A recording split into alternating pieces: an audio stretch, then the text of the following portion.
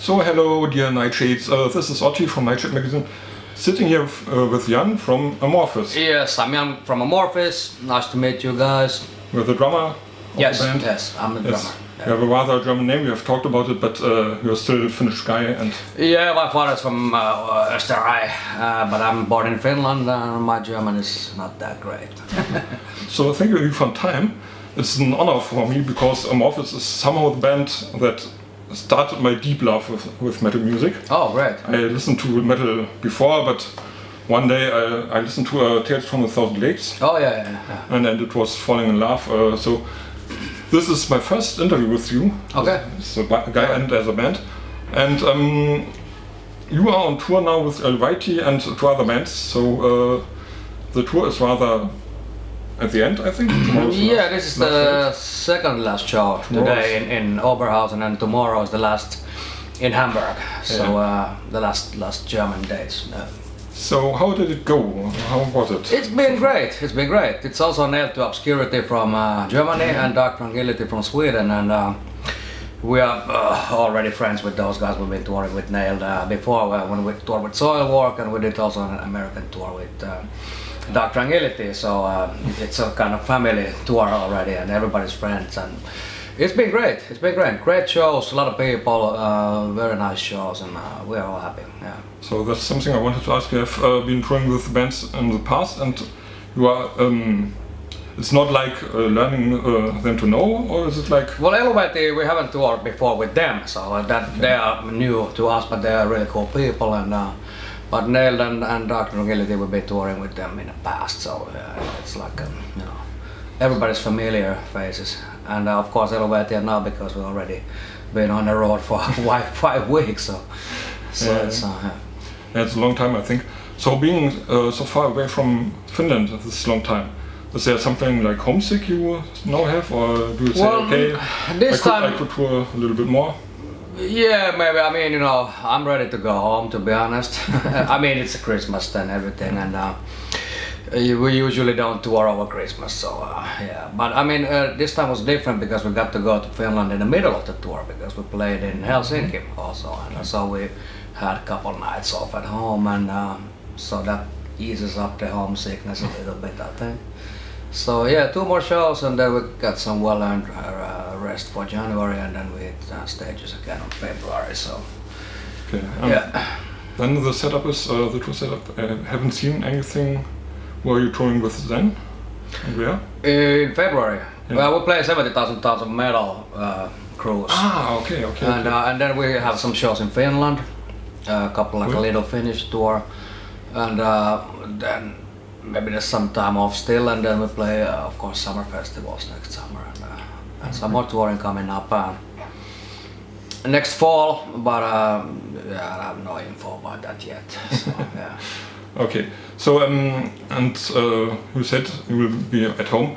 So how do you celebrate Christmas? If you want to talk about it. Well, yeah, I'm not a Christmas person, to be honest, but I have a family with kids, so I think it's the children's holiday anyway, but we just spend time home with the family, have a dinner, some presents and stuff like that. But nothing too crazy. I'm not like a Christmas crazy person, like like a lot of people are these days. And well, for some people it's more, it's just a tradition. For me, it's just some time off, some holiday, some rest.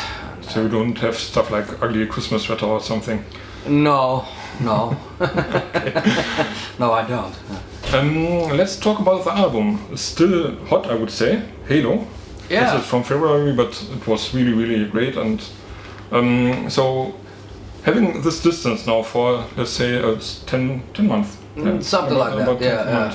So how do you look back on it now?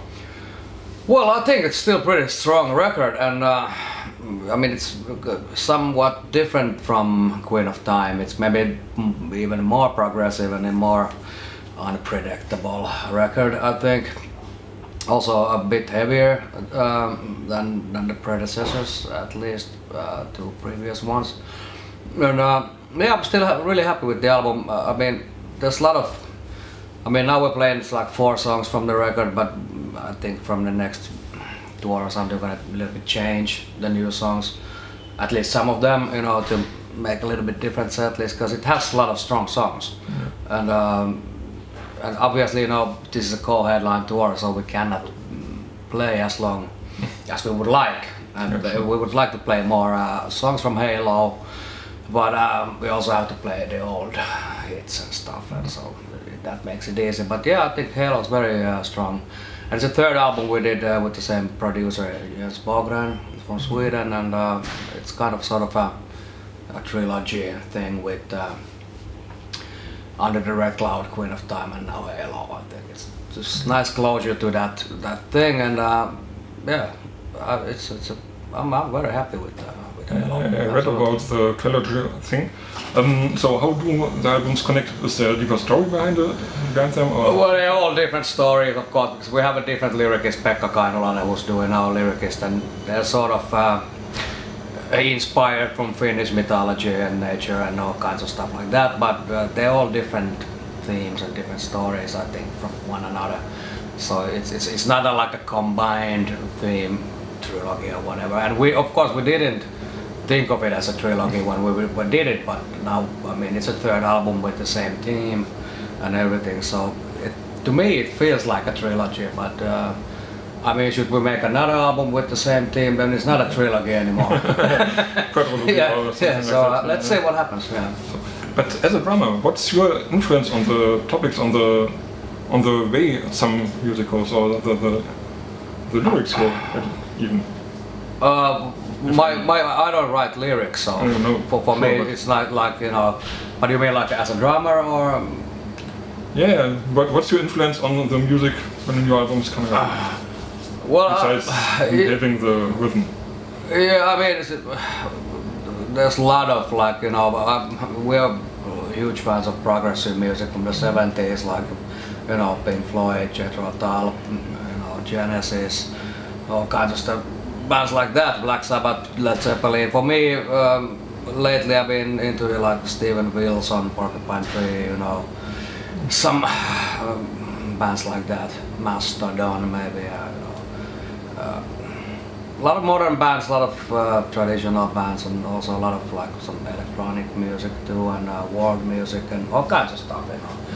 I think we're all music lovers anyway. We don't really separate the genre. We just listen to whatever we like, and I think that's why I think might create some richness to our music. Funny you mentioned Porcupine Tree, because I've seen them here at the Turbinenhalle Oberhausen some months ago. Yeah, well, they're really good. Yeah. But they had only the small part of the venue. Oh, really? You have the big one, I think. Okay. Bigger one. Yeah, but you have 4 bands. They've been 2 bands. So yeah, true. Yeah. There should be. But it's funny you mentioned all the bands you listen to. You like. To me, to be honest, I love AMORPHIS. I had a deep connection to the band. Then I lost it a little bit for a few years and got it back now. So so it's really. I don't know how to ask, but what do you think about fan connection, and did you have something like this with bands or with artists you like as well, where you say, okay, sometimes it's more, sometimes it's less? You mean like interviews or? No, like listening to them. Oh yeah. I mean, it does happen sometimes in cycles, you know. But I used to be into, like, of course, like metal bands and, like, you know, like classic rock bands when I was a kid. And then, of course, you know, everything got more to the heavier direction. We started listening to death metal bands like Carcass, Morbid Angel, all this, like Bolt Thrower. And then, of course, that like classical stuff went a little bit aside. And then all of a sudden, after that, we started to listen to proggy music, and then some electronic music, and then some, you know, more modern music. And then, you know, all of a sudden you discover the classic rock bands again. So I wasn't listening to them like for years. And the same goes with, you know, sometimes you just find the music that you've been loving in the past, like, again. And it goes, you know, from nowadays I have kids, and my kid is a huge music fan too, so we listen to vinyl records, and, you know, he's always proposing, like, do you know this band? I was like, yeah, I do. I listened to them 30 years ago or something like that. So that's kind of good, you know. And you know, some friends can remind you about some great bands from the past and all that like that. But I also like to discover new music too, and not just be stuck with the past, you know. So what new music you like most, or what band you have discovered? Well, there's so many. There's so many, but I don't know like what is new nowadays. You know, to me, perhaps to me it's not. I mean, so for somebody else it's not new. But I don't know what's new. You know, for me, like you know, Steven Wills or Porcupine Tree, these bands are new bands. I don't know, you know, Muse, they're really great. But they're not a new band either, but they're sort of modern music, you know.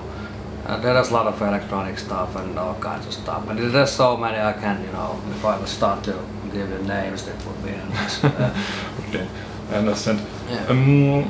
Let's come back to AMORPHIS. So you mentioned you go on concerts, festivals, something, maybe a tour is in planning but not already announced.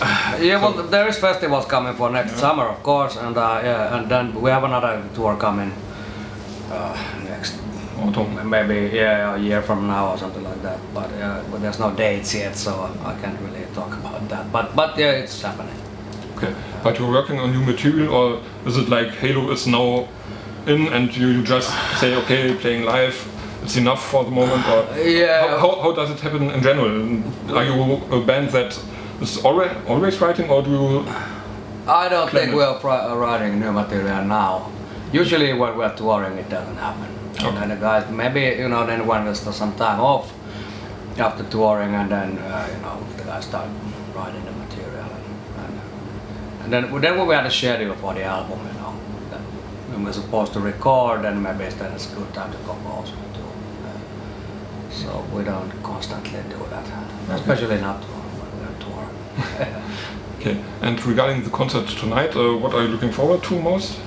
Well, I'm looking forward to a great show. It's going to be a lot of people. Last time here was a blast. Always in Germany is great, and it's going to be a good set list. Old songs, new songs, you know, all kinds of songs from between. So I'm expecting it to be great.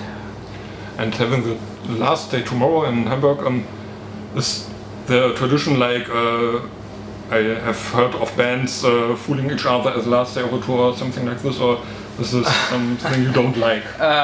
You know, I mean, yeah, you can do some sort of fooling, but it can affect the show, of course. Yeah, sure. I mean, you know, you can't put cake on your drums or something like that. It's not no. But I mean, yeah, sometimes there's something, you know, and during the last song of something, somebody might do something funny, but I don't know. Let's see. Yeah. And the good point, you are not supposed to know what's gonna happen, you know. Yeah. Sure. So yeah, I think we have a lot of cool stuff now. Oh, cool. Thank you for this. Anything you want to say to the fans? Or well, fans? keep buying the records, keep coming, seeing the shows, because that's how you keep the music alive. So do that. Cheers.